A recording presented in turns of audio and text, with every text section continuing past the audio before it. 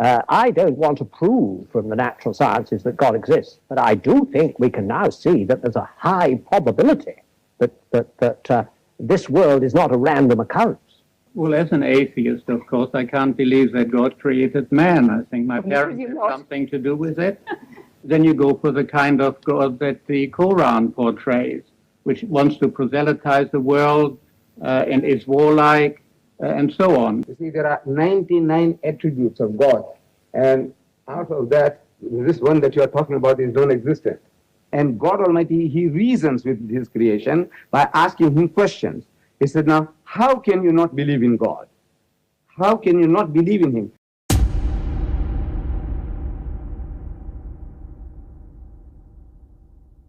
It was when Sheikh Ahmed DEEDAT was an audience on a TV program broadcast by BBC One in England, where the program discussed the existence of God, which was also attended by secularists and scientists. It turned out that the fleeting presence of Sheikh DEEDAT was very helpful to the Christian bishop who was under pressure, with various arguments from scientists and secularists at that time. Good evening. Well, are we small manifestations of God's creation, as the man on the film said, or purely products of chance, who for their own comfort have invented the idea of God? To put it another way, did God create man or man create God? It's a choice everybody's got to make. This book, The Probability of God, that's just been published, makes the incredibly important assertion that modern science is beginning to reveal the existence of a creator God. Its author, Hugh Montefiore, the Bishop of Birmingham, is with us here tonight, and next to him we have Paul Davis, who's the Professor of Theoretical Physics at the University of Newcastle, and then on my left I'm joined by Professor Sir Freddie Eyre, philosopher and logician and well known to all of us, and on my far left Professor Sir Herman Bondi, Master of Churchill College, Cambridge, and renowned scientist and President of the British Humanist Association. We have with us as well a very distinguished audience, and we shall doubtless be hearing from them later on in the programme. But is a discussion on the nature and existence of God relevant today? We've already heard some of your comments, which we recorded when we took a stroll outside St. Paul's Cathedral. To our surprise, we found most people rather interested in the idea of God. What's your God like? Someone I can talk to when I'm feeling on my own, I suppose. The way he's normally portrayed is as an individual, something in man's own image, and I don't believe that at all. I think it's got a lot of value for a lot of people, especially for lonely people and old people, probably. He's big, he's got a beard and long hair. Black long hair, yeah, black beard. I don't think he is a black person, but he's just a voice. I do believe there is something that well, not exactly makes decisions for us, but knows more than we do. When I look around at the suffering in this world, then I don't believe there's a God. If there was a God, it wouldn't cause the suffering that there is in this world. Well, was our universe created by a God or not?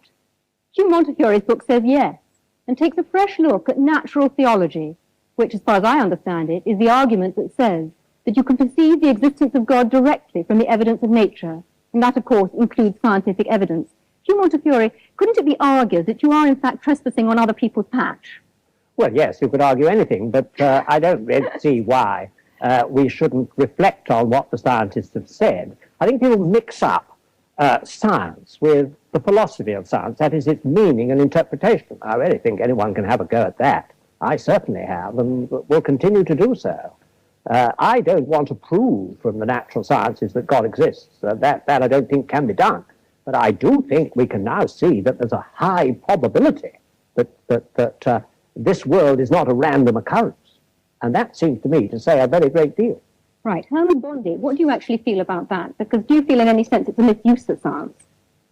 No, I wouldn't call it a misuse. And I was very much impressed by the book for its erudition and for its honesty. But I do think that the argument of this very good book leaves me stone cold. Not because I'm short of awe, not because I'm short of wonder. I feel our universe is wonderful, and something to be awestruck by. What worries me is that this book will be taken by many people to prove Christianity, or at least to make it probable, or to prove or to make probable some other religion in which there is a revelation which makes people say, I know God's will. And that, to me, is a great source of evil. No, well, I must come back here and say that all that you can do from natural theology is show the hunger in men and women's hearts for God's personal self-disclosure, which I believe that he has given us. And although terrible things have been done in the name of religion, I will agree with you. I also think that the most wonderful things have been done. And I'm always interested in people like you only mention the terrible things. Right. Earlier on, Paul Davis, I described you as Hugh Montefiore's scientific champion, and presumably you've got a considerable amount of sympathy with Hugh. Would you like to explain that a bit further? Yes, perhaps I could summarize my own position before I begin. Absolutely. As being perhaps best described as an awestruck agnostic, which is to say that through my scientific investigations, I have become more and more impressed with the incredibly, stupendously intricate nature of the cosmos as we come to understand the universe in greater and greater detail. So it seems more and more remarkable that things have been arranged such that, in its broadest sense, the universe is self-aware. That is, that it permits the existence of intelligent observers, such as ourselves.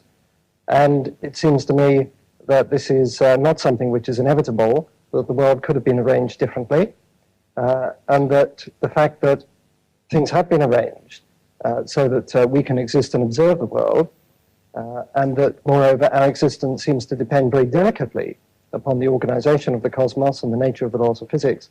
The fact that that is so seems to me a puzzle, and a puzzle that deserves an explanation. In other words, I would like to know why the world is the way it is. I can't accept it as a brute fact. I would like some sort of explanation. Right, Ferrier. I imagine that as far as you're concerned, we've been talking a whole lot of rubbish so far. I'd like to hear your view on the subject. I don't think we've been talking rubbish. I think there's been a lot of bad logic. That's not quite the same thing. What the last argument comes to is saying the world is arranged as it is, therefore somebody arranged it. Now, this is a very poor argument because it could apply to however the world is arranged. I mean, all that you have said, and all that I'm afraid the bishop has said in the book, which I also admired very much. I thought it was a very honest book and a very erudite book, I'm ready to say so. Nevertheless, all he was saying was, there are these causes, there are these effects, and had the causes been different, the effects would have been different. Nobody's going to dispute this. What is totally lacking is any justification for the assumption that the world as it is was designed, and had the world been different, it would not have been designed. And in fact, saying it's all designed by God is not an explanation of anything at all, or just that won't do. The reason why I'm interested in the natural sciences here is that so often you hear people saying the natural sciences have disproved God, or there's no reasonable basis for believing in God. I'm afraid Ferrier is backing a loser here. I mean, it could just be a brute fact that human beings have evolved with their amazing capacities for relationship and for their experience of God is phony. It could just be true. It could be true that our intimations of morality have no ultimate sanction, that our experience of what is true and good and beautiful isn't a window into reality. But the simplest explanation of the lot, the simplest explanation in logic, is that there is a creator. Right. There are many other ways of looking for God other than science. And some might actually say better ways. And most of the world's religions believe that God takes steps to reveal himself and reveal the world to us. And I'd like very much to hear from Mahul Krishnamurti, who is a Hindu who is actually sitting in the audience here tonight. The Hinduism says very clearly, as far as the creation is concerned, it's not just God created the world and just left to itself. God himself became the beings, and the Hinduism strongly believes in God who creates, protects, and ultimately he dissolves. This is the belief of God, and the Hindus worship him with form and without form. The nature is the other face of God. The Hindu strongly tries to describe the indescribable by worshipping him by various images. Can I go to Ahmed DEEDAT to talk about the role of revelation? You see, the Muslim believes that God Almighty, He reveals His messages in word form. And in that word form, this book, the Holy Quran, was revealed through the Holy Prophet Muhammad during the 23 years of his prophetic life. And it deals with these problems more directly instead of guessing. And God Almighty, He reasons with His creation by asking Him questions. He said, now, how can you not believe in God? How can you not believe in Him, seeing that you were non-existent and He brought you into being? And He will cause you to die and He will bring you back to life again. And to Him will be your return. So how can you not? In other words, the way you have been computerized, the way the Creator made you, you would naturally deflect towards God as the magnetic needle does to. Can I just ask you whether your God is the same God as Hugh Montefiore's, the bishop? It is the same God, except that in our concepts we differ. You see, the Archbishop, ultimately he will come to making Jesus Christ as God, a God incarnate. Now, the Muslim says, no, God is God and man is man. Right, can I move on now? Philip Eden, as a Buddhist, what in fact do you feel about this? Because your concept of God is quite different. Yes, well, as far as Buddhism is concerned, there is rather a different approach. We feel that there is a fundamental reality or truth or ground of being, which of course is in everything and behind everything. I think that many of the followers of theistic religions tend to believe that God is out there somewhere in the cosmos and that it's necessary for human beings to try and somehow establish a relationship with him. As far as the Buddhist is concerned, that reality is everywhere and in everything. So that the task of the individual is to understand that reality in himself. And that is the methods that are developed in Buddhism to help somebody to come to that realization. We feel that the problem with a creator is that inevitably one must then ask the question, who created the creator? And that, of course, is endless. You can go on and on doing that. So somewhere you have to start with the first cause, and surely the first cause is the universe itself. Man is one way in which the universe experiences itself. But your God is obviously very different then from Hugh Montefiore's God. There's a point that Herman Bondi raised about, you know, the fact that many terrible things have been done in the name of religion, and I think it's perhaps important to point out that probably the reason for this is that people for a long time, I think particularly in the West, have had this concept, you know, I'm here and the truth is over there somewhere and there is a narrow path that leads to that truth. If you have that concept, which I sort of think of as a fan-like concept, then inevitably, if you believe that you have found the right path, all the other paths are wrong, and your task is to force everyone onto that narrow path. Surely it would be so much better if we had this concept of the truth being, as it were, at the center of a circle. We are somewhere on that circumference, and there are many different paths that lead into that truth. And the thing for us to realize, I think, is that the particular path that we choose is very much a personal thing, and it depends on many different factors. It probably depends on the person that we have met that may have explained that path to us and various experiences we've had. If only we realize, all right, this path for me is the right one at this particular time, but that does not invalidate the other paths. But are you saying, therefore, that there's only one truth, that we only have one truth that we can actually listen to and experience? There can only be one truth with a capital T, one reality. And I think the point is that all the great religions have been trying inadequately in their own way to point man towards that truth.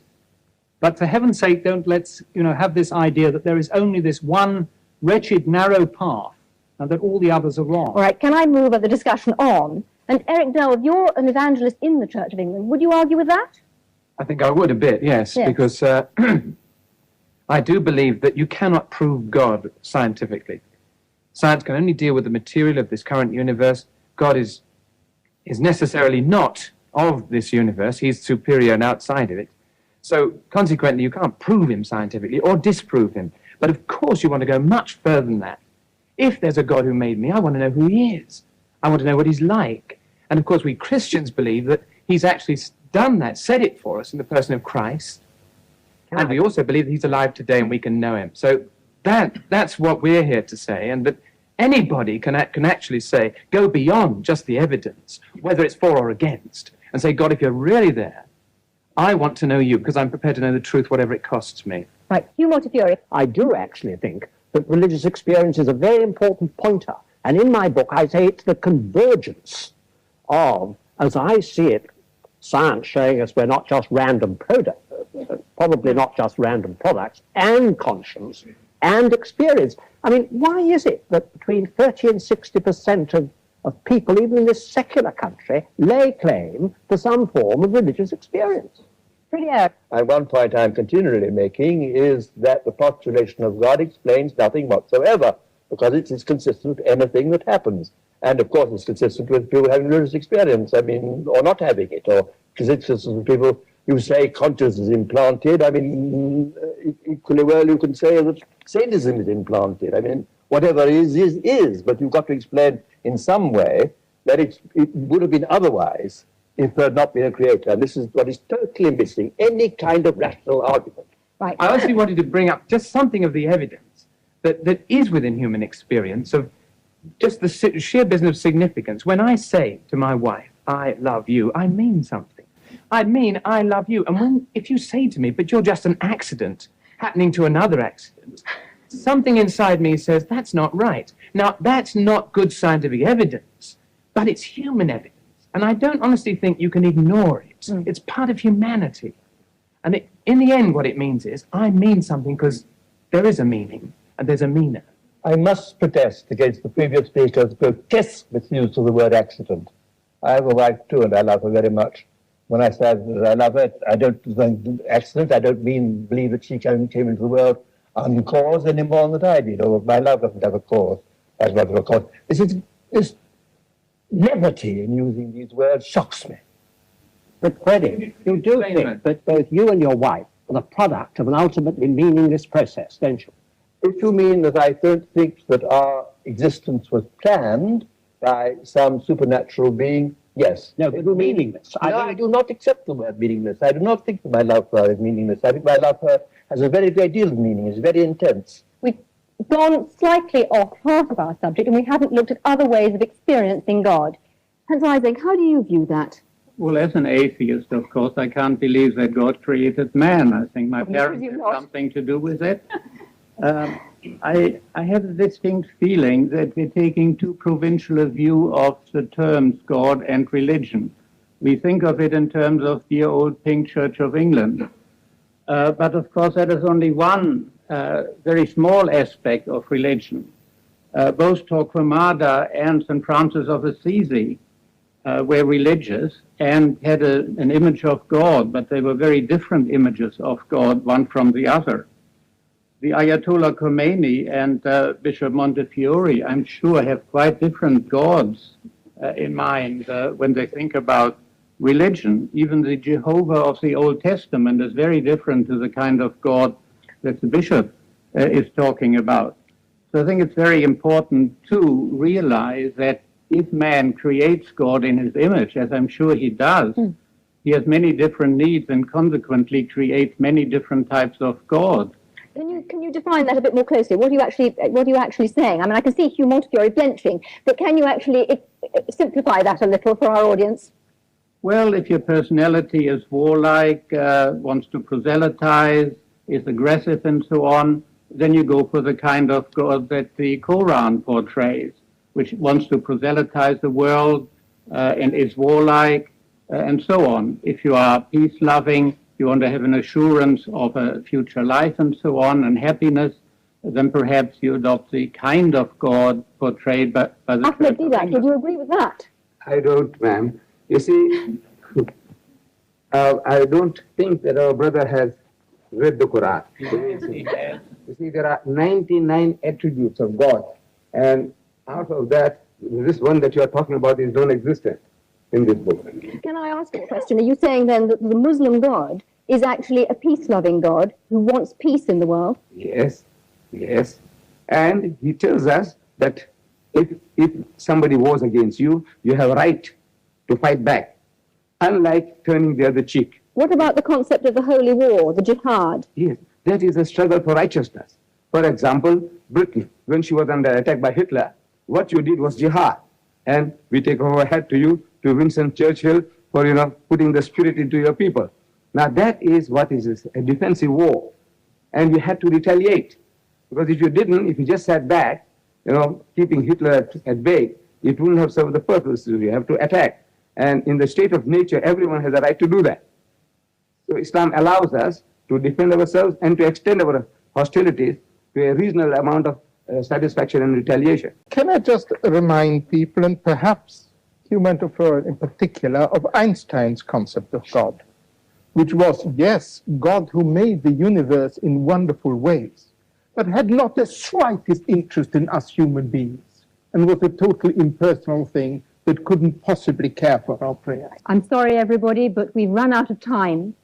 The choice that is open to us is whether God made man or man made God. It's now over to you. All that remains for me to do is to thank the audience for their contributions and, of course, the panel. I'm sorry we didn't have time to say any more, and from me, good night.